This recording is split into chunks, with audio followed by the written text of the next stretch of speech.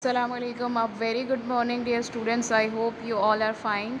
Today we are going to reinforce a topic from your English literature, a poetry and poem, Light in the Attic. It is on your book, page number 62. Its learning objective is to be able to understand about a poem and its poetic devices that have been used.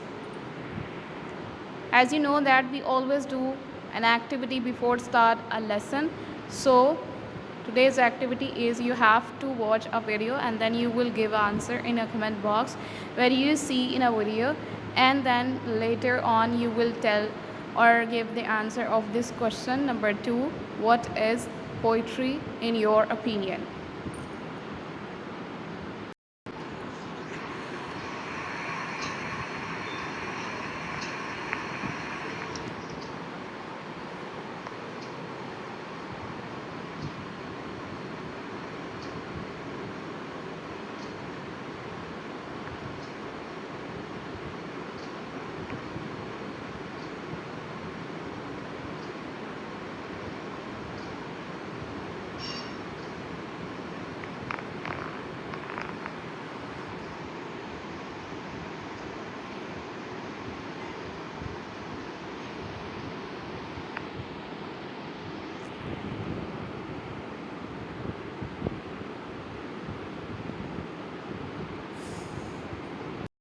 Yes, you have seen a video, so you can write about it. That's our dusty old attic a video is about. And what is poetry? Yes, poetry just had been started as oral form with the use of rhyme and rhythm to keep the listener's attention. It also sounds different to narrative through regular exposure and makes connections between forms and devices that poets use and their impact on meaning. So that's called a poetry. But we have already discussed about some poetic devices in previous lessons in school. Poetic devices are a form of literary device used in poetry. A poem is created out of poetic devices composed of structural, grammatical, rhythmic, metrical, verbal, and visual elements. They are essential tools that a poet uses to create rhythm and essence of poems, meaning, or intensify a mood or feelings. So we have discussed some literary devices or poetic devices.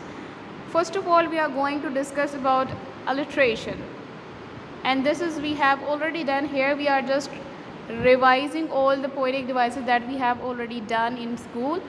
It's a device in which a number of words having the same first consonant sound occur close together in a series. It always implement on a sound and same consonant sound, not vowel sound. Like you can see in example, he had a haunting hat. So hat, haunting, had, he had, all having the same consonant sound. Repetition means the repetition of a word, a phrase, or a clause to emphasize on a point. For example, chatter, chatter. Sometimes poets use some words that would be repeated in a poem and a phrase or a clause just to give emphasis or importance of that specific point that are being repeated. Imagery is a description which evokes readers' senses of sight, smell, hearing, touch, and taste. Metaphors and similes are also considered as imagery. For example, I babble on a pebbles. Personification is a literary device that assigns human qualities to inanimate and abstract things. For example, I make the netted sunbeam dance means always giving the human qualities to a non-living thing or abstract thing or animate things. It's called personification, and we have discussed similes and metaphors as well. Yes, this is a poem we have done in school, and here we are just revising it. Shel Silverstein, that who was an American cartoonist and also a poet, songwriter, musician, and writer. He died in 1999. Light in the attic. There's light on in the attic, though the house is dark and shuttered. I can see flickering flutter. There's a light on, and I know what is about. Yeah, it is.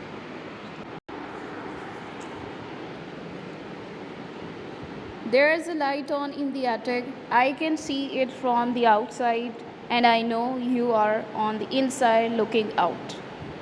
So, if you notice that the poem is started with there's light on in the attic, though the house is dark and shuttered.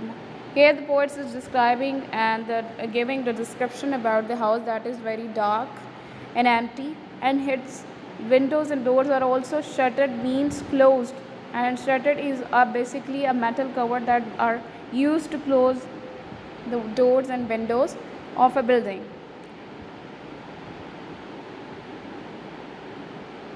I can see a flickering flutter. Here, flickering flutter is referring to a light that is like just flutter means birds flapping. It's basically used for the flapping of wings of a bird.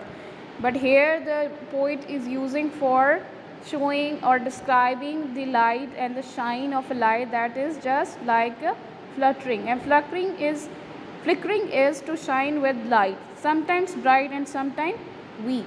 So it is basically an example of a poetic device that is alliteration, same consonant sounds, similar consonant sounds. And if you remember that imagery is basically evokes our senses, and here the poet has been used imagery as well, and is showing that there's a light, and it's evoking our sense of sight, and the house is also dark. And here the poet also using spooky vocabulary to create some mystery in a poem. There's a light on in the attic.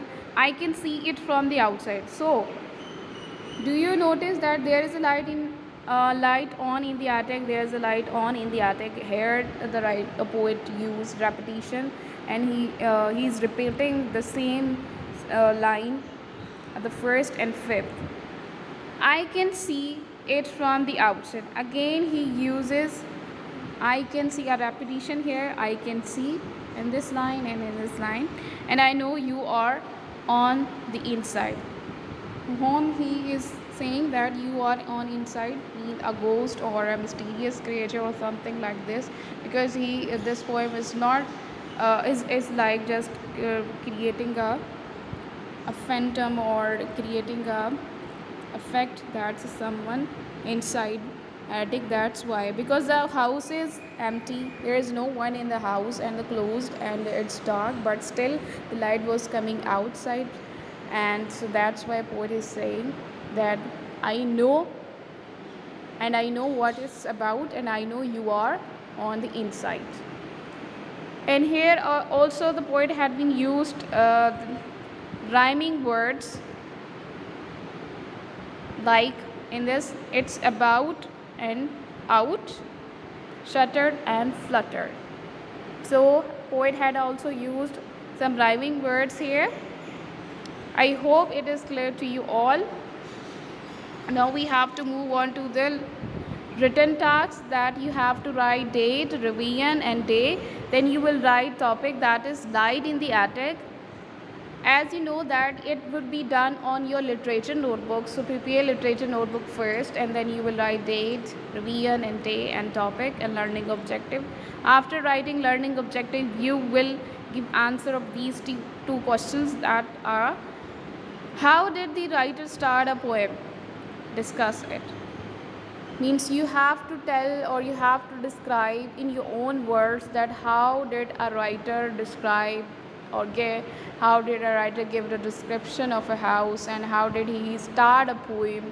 So you will just explain it in your own words, that there's only the light on in the attic when there was no one in the house, and it was very dark and empty, and its doors were also closed, but still the light was flickering and coming out like a flapping of a bird wings. So, and poet also know who is uh, inside an attic and who is inside a house. So that's the start. After that, you will also give example of rhyming words that had been used in poem. It's very easy. The similar sound that ends at the end of a sentence in a poem is called the rhyming word. So you will just pick or find out those rhyming words from a poem. And I have already told you what are the rhyming words had been used by poet in poem. So this is all from my side. I hope it is clear to you all. See you in the next lesson. Till then, have a nice day. Allah Hafiz.